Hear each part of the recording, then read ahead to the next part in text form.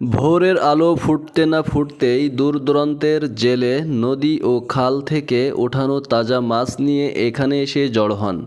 আবার আশেপাশের ঘেরচাষিরাও তাদের চাষের মাছ নিয়ে বাজারে আসেন।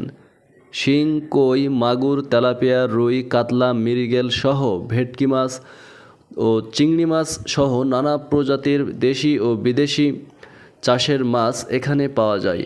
আশাশুনি এলাকায় ঘের চাষের পরিমাণ বেশি হওয়ায় এখানকার বেশিরভাগ মাছই একবারে ফ্রেশ এবং তাজা, কারণ বাজারের মাছ দূর থেকে আনা হয় না, এলাকারই আশেপাশের গ্রাম থেকেই সরাসরি বাজারে পৌঁছে যায়।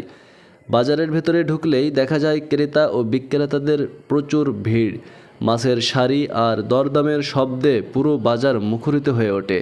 পাশে আছে এখানে বরফ কল। এইখানে বরফ তৈরি হয় মাছের জন্য এবং এখানে বরফ কল থেকে বরফ সংগ্রহ করে মাড়াই করা হয় মাছ বাজারজাত করার জন্য।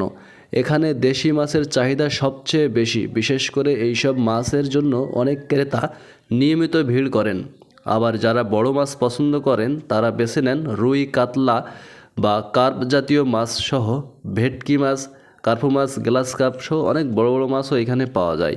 প্রতিটি মাছের সঙ্গে থাকে জেলে ও ঘের চাষিদের জীবনের গল্প, পরিশ্রম, আশা ও একটি দিনের আয়ের স্বপ্ন। মহেশখালী বাজার শুধু মাছ বিক্রির জায়গা নয়, এটি আশাশুনি এলাকায় অর্থনীতির একটি গুরুত্বপূর্ণ অংশ। এখানকার শত শত মানুষ প্রতিদিন তাদের পরিবারের জীবিকা চালান এই বাজারের ওপর ভর করে। জেলেদের পরিশ্রম, ঘের চাষিদের যত্ন আর বাজারের মানুষের সকালের ব্যস্ততা সব মিলিয়ে এই বাজারটি আশাশুনি এলাকায় মানুষদের জীবনের সঙ্গে ওতপ্রোতভাবে জড়িত আছে।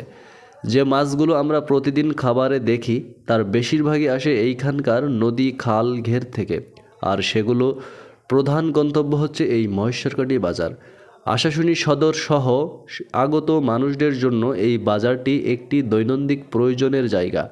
যোগাযোগের সুবিধা ভালো হওয়ায় কাছের গ্রামগুলো থেকে মানুষ নিয়মিত এখানে মাছ কেনার জন্য আসেন। মহেশখালী বাজারে ঘিরে গড়ে উঠেছে মানুষের জীবন, নদীর গল্প এবং এই এলাকার মূল অর্থনৈতিক চক্র। প্রতিটি সকালে এখানে যে মাছ আসে তার সঙ্গে এক একটি পরিবারের সুখ, দুঃখ, গল্প। তাই মহেশখালী বাজার শুধু একটি বাজার নয়, এটি আশাশুনি এলাকার মানুষের জীবনের প্রতিচ্ছবি, যেখানে নদীর জাল, মানুষের শ্রম ও প্রকৃতির আশীর্বাদ মিলেমিশে এক হয়ে গেছে। আপনি কি কখনো মহেশখালী বাজার গিয়েছেন? যদি গিয়ে থাকেন অবশ্যই কমেন্টস করে জানাতে পারেন, আর যদি না গিয়ে থাকেন কবে যাবেন সেটাও জানাতে পারেন। আর এমন কোনো বড় বাজারের সন্ধান পাইলে আমাদের কমেন্টস করে জানাবেন, আমরা পরবর্তী পার্টে সেই বাজারে যাওয়ার চেষ্টা করব। এতক্ষণ ভিডিওটি দেখার জন্য অসংখ্য ধন্যবাদ।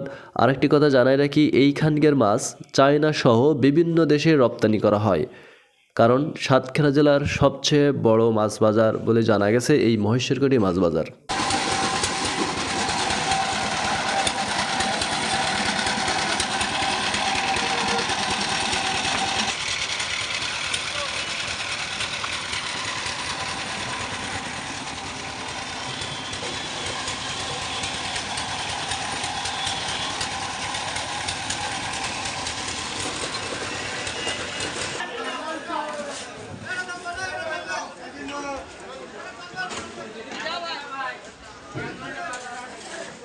কাজ কি দিবেন?